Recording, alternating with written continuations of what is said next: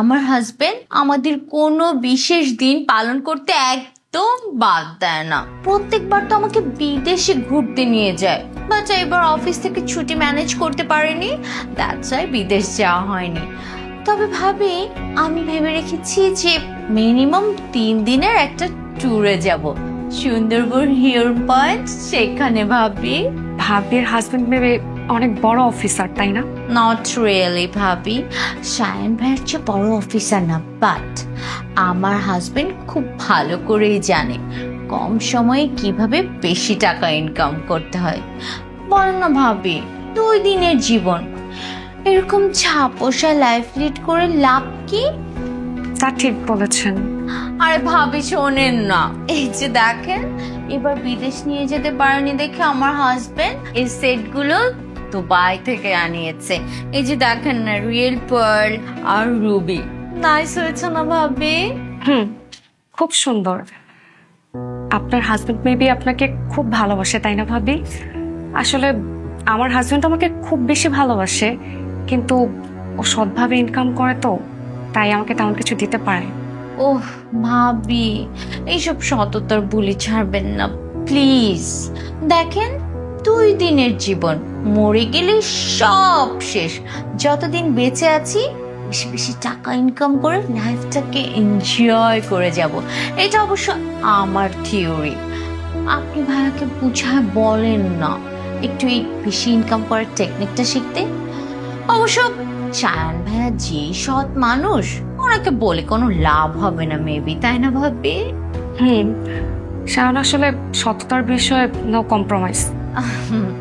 বাদ দেন না ভাবি। ভাবি শোনেন না, এখানে পর্যাপ্ত পরিমাণের মুরগির রোস্ট, পোলাও এগুলো আছে, আজকে একটু মজা করে সবাই পেট ভরে খাবেন। আপনাদের বাসায় তো প্রতিদিন সেই আলু ভর্তা, শাক আর যে ডাল রান্না করেন, উফ কিভাবে পারেন ভাবি রেগুলার বেসিসে এগুলো খেতে? আমি হলে তো কবেই মরে যেতাম। কি যে বলেন না ভাবি, যাই খাই, খাবার তো খাই, না খেয়ে তো আর থাকছে না। সেটা তো আমি প্রতিদিনই দেখি। ভাবি মন খারাপ করেন না। আমি চেয়েছিলাম আপনাদেরকে বাসায় দাওয়াত করে খাওয়াবো, কিন্তু পরে চিন্তা করে দেখলাম আপনাদের মতো এরকম মিডল ক্লাস ফ্যামিলিদের আবার একটু ইগো বেশি থাকে। দেখা যাবে যে ধার দেনা করে কোনো একটা সস্তা গিফট নিয়ে গেছেন, সেই সস্তা গিফটটা নষ্ট হবে বিকজ অফ আমি আবার সস্তা জিনিস পছন্দ করি না। দ্যাটস ওয়াই খাবারগুলো বাসায় দিয়ে গেলাম। গরম গরম খেয়ে নিবেন কিন্তু ভাবি। এটা কেমন কথা বললেন ভাবি? আজ আপনার জীবনের একটা বিশেষ দিন, খাবার বাসায় দিয়ে যান বা আমাদের দাওয়াত করে আপনার বাসায় নিন, গিফট তো আপনাকে দেবই, আর দামি গিফটই দিব, আপনার পছন্দ হবে। সো সুইট অফ ইউ ভাবি, বাট নো থ্যাঙ্কস, আমার লাগবে না। আমি বলি কি ভাবি, দেখেন আপনি মানে যতদিন ধরে আপনাকে দেখছি আমি, সেই বাবার বাড়ির থেকে যেসব শাড়ি টাড়ি নিয়ে আসছিলেন ওগুলোই ইউজ করতেছেন। আমি বলি কি ভাবি, যে টাকাটা দিয়ে আমাকে আপনি গিফট দিবেন ভেবেছেন, ওই টাকাটা দিয়ে আপনি ভালো কিছু শাড়ি আর আপনার প্রয়োজনীয় যেসব জিনিসপত্র আছে ওগুলো কিনে নেবেন, সেটা আরো ভালো হবে। আসলে ভাবি, শান্ত আমাকে কেনাকাটার জন্য টাকা দিয়েছিল, কিন্তু আমি করিনি। আসলে আমার তো অনেক জামা কাপড় আছে, তাই। ভাবি, শাক দিয়ে মাছ ঢাকতে হবে না। শোনেন না, যতই আপনার বাবার বাড়ির থেকে জিনিসপত্র আনেন না কেন, প্রত্যেকটা মেয়েদেরই না একটা চাহিদা থাকে যে তার হাজবেন্ড তাকে দামি দামি গিফট করবে, বাইরে বেড়াতে নিয়ে যাবে, খেতে নিয়ে যাবে।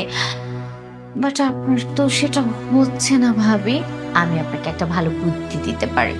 আপনি তো একটা শিক্ষিত মেয়ে, আপনি কিন্তু চাইলে ভালো একটা জব করে নিজের চাহিদাগুলো মেটাতে পারেন। আপনি শায়ন ভাইয়াকে বলে দেখেন না, আপনি চাইলেই কিন্তু জব করে সব কিছু সর্ট আউট করতে পারেন ভাবি। আর শোনে না ভাবি, আপনার যদি প্রয়োজন হয় তাহলে কিন্তু আমি আপনাকে জব দিতে পারি। আপনার দরকার হলে অবশ্যই আমাকে বলবেন। আমার বেস্ট ফ্রেন্ড, ওর কাজিন ব্রাদারের খুব বড় একটা কোম্পানি আছে। আপনি যদি চান আমি ওর সাথে আপনাকে বসিয়ে দেব, কথা বলে আপনি আপনার পছন্দ মতো একটা জব নেবেন। ভাবি, আমি যেটা বললাম কথাটা মাথায় রাখবেন। আমি আবার মানুষের ভালো চাই তো, তাই। এনিওয়ে, আজকে আসি, বাই।